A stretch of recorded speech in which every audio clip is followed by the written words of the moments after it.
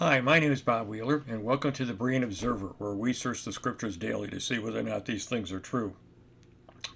As we pointed out a couple of weeks ago in one of our videos about the character of God, we quoted a passage in Exodus 34 where God appears before Moses and kind of gives a definitive statement of his own character. And in it he says, "The Lord passed by in front of him and proclaimed, the Lord God, compassionate and gracious, slow to anger, and abounding in loving kindness and truth, who keeps loving kindness for thousands, who forgives iniquity, transgressions, and sin. Yet he will by no means leave the guilty unpunished, visiting the iniquity of fathers on the children and on the grandchildren for the third and the fourth generations." And as we pointed out, on the surface, it almost sounds like the passage is contradicting itself.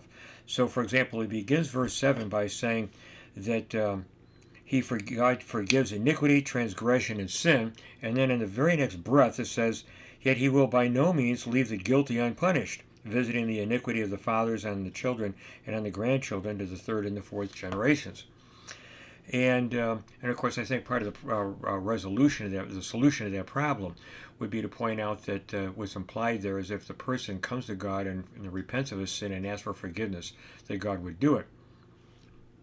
He doesn't just automatically forgive everybody, okay? And that would mean that he doesn't actually wind up punishing everyone. But it does raise the interesting question about how God can be both compassionate and just at the same time. And it's probably especially true when you consider the fact that the whole human race is fallen and guilty and depraved. So, for example, in Psalm 14, the opening verses of Psalm 14, it says, "The fool has said in his heart, there is no God. They are corrupt and they have committed abominable deeds. There is no one who does good. The Lord has looked down from heaven upon the sons of men to see if there were any who understand, who seek after God. They have all turned aside. Together they have become corrupt. There is no one who does good, not even one." And of course, we know that evil is just pervasive throughout human society, and we can see it in every hand. So then that raises this kind of difficult problem, moral dilemma almost for God, is that how can you forgive sins and yet punish sin at the same time? Here you have a situation where God's compassion and his justice seem to come into conflict with another. So how could God punish and forgive sins at the same time? That's the dilemma. And it's very interesting because the nature of the problem is demonstrated very, very graphically in the life of King David himself. And we take a look, for example, if you look at Psalm 35, which was apparently written when David was, before David had actually become king. And it was during the reign of King Saul, and King Saul saw David as a threat and spent quite a bit of time trying to track down David and get him killed. And so the way it's worked here is that, so David apparently around that time wrote Psalm 35. And he begins the psalm by saying, "Contend, O Lord, with those who contend with me. Fight against those who fight against me." So, in other words, he's asking God to, fight against the people that, that were fighting against him. And it's interesting that he describes the danger, the physical danger that David found himself in, where he was literally had to flee for his very life. And he says in verse 4, he says, "Let those be ashamed and dishonored who seek my life." Okay?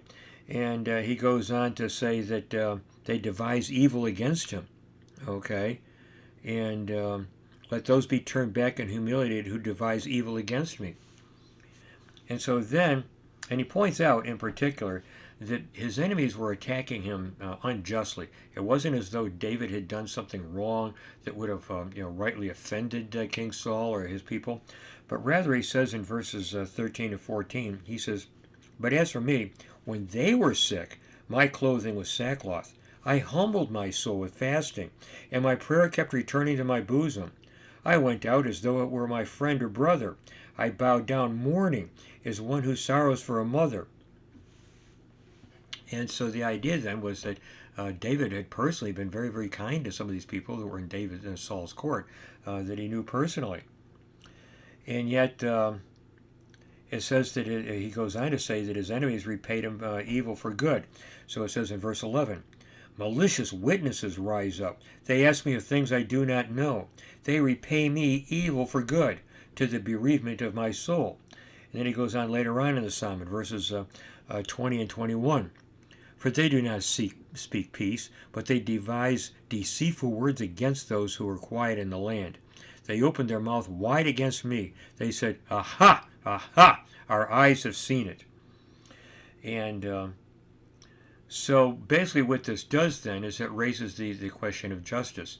If David was basically innocent, and not only was he innocent, but he basically had tried to do good to those who are now persecuting him, and they're turning around seeking his life and telling lies about him, then there's a real question about justice. Okay? And so what happens is that David then, faced with this very, very difficult situation, pleads to God for God to exercise his justice. So he says in verses 22 through 24, you have seen it, O Lord. Do not keep silent. O Lord, do not be far from me. Stir up yourself and awake to my right and to my cause, my God and my Lord. Judge me, O Lord, my God, according to your righteousness, and do not let them rejoice over me.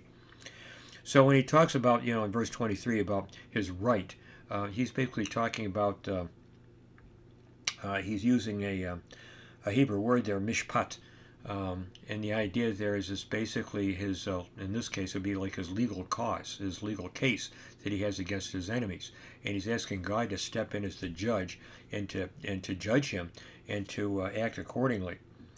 And then he goes on and he says, judge me, O Lord, and judge me, O Lord, my God, according to your righteousness, and do not let them rejoice over me. And so here he's talking about, he's using the word righteous in the kind of more narrow legal sense, that it's God doing what is judicially right. Basically he's rewarding the good and punishing the evil, and administering justice the way it ought to be administered. And so, yeah, he's stating his case in legal terms, and he's asking God to step in and exercise his justice. And, of course, David, was very, very familiar with Saul, and he eventually would become king himself, and so he realized that that's a major part of what a king does, is that he has to administer justice. He has to punish the wicked, and he has to, exonerate the innocent. And so basically, David recognizes that God is ultimately the supreme ruler and judge of the universe, and he wants God to come in and exercise his justice on David's behalf. And it goes on in verse 27, it says, let them shout for joy and rejoice who favor my vindication.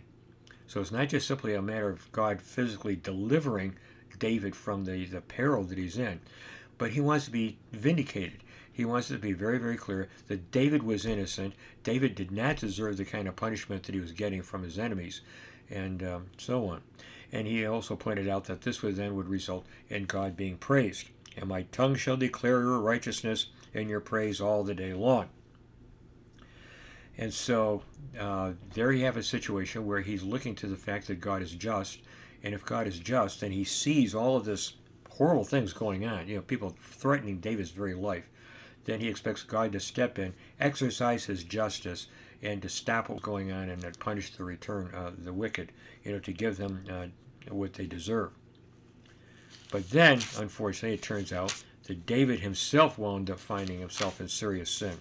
And so in Psalm 51, we have a psalm in which David pleads for forgiveness. And what had happened, what brought this all about, of course, was the sin that David had committed with Bathsheba. He saw Bathsheba, very attractive-looking woman, bathing out on the roof of her house, I guess it was. And David went in, had brought her over to his house, had sex with her, committed adultery, and then when he couldn't cover it up, he wound up having her husband killed in battle, her husband Uriah. So he wound up being guilty. Here he was, King David, and he wound up being guilty of both adultery and murder. And so then the Lord sent up Nathan the prophet in 2 Samuel 12 to kind of confront David about this. And the way Nathan went about it was kind of interesting. He, of course, at this point, David was king, sitting on the throne. And so Nathan presents to him a hypothetical legal case. okay, to see how David and his justice would respond to it. And basically, he talks about a rich man who stole a ewe from a poor neighbor. And the text says that David was outraged, and said that the man should be punished. And then Nathan turned to him and said in his King James English, "Thou art the man." And David was immediately convicted and realized that what he had done was just absolutely terrible, and he never should have done it. So then what happens is that in Psalm 51, we have this tremendous prayer of forgiveness that David pens. And it's interesting. He begins by appealing to God's grace and mercy. Okay, it starts with verse 1. Be gracious to me, O God, according to your loving kindness. According to the greatness of your compassion, blot out my transgressions. And he acknowledges that he has sinned. It says in verse 4a, he says, against you, you only I have sinned and done what is evil in your sight, so that you are justified when you speak and blameless when you judge. And of course here it seems kind of strange at first, because you figure, well, he says, against you only have I sinned. Well, hey, listen, David obviously sinned against Bathsheba and Uriah. But what he's talking about here is that ultimately it was a sin against God, the Creator, and the Judge, who had commanded that you should not murder and you should not commit adultery. And so basically, not only had he sinned against Uriah and Bathsheba, but ultimately he had sinned directly against God Himself, His Creator and His Lord and Supreme Judge. And so then he goes on and he says,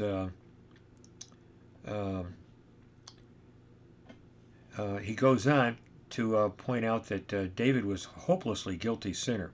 In verse 5 it says, behold, I was brought forth in iniquity, and in sin my mother conceived me.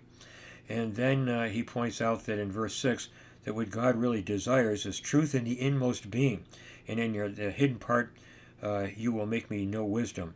So the idea there is that David's acknowledging that first of all he was born a sinner, and that what God really desires isn't just outward conformity to the social norms of contemporary society. What God is really looking for is a heart that has filled with the proper motives and desires, and he realized that he fell short of that. And then David winds up asking for forgiveness. Okay, that God would. So verses in 2 and 7, he says, wash me thoroughly from my iniquity and cleanse me from my sin. And then to verse 7, purify me with hyssop, and I shall be clean. Wash me, and I shall be whiter than snow.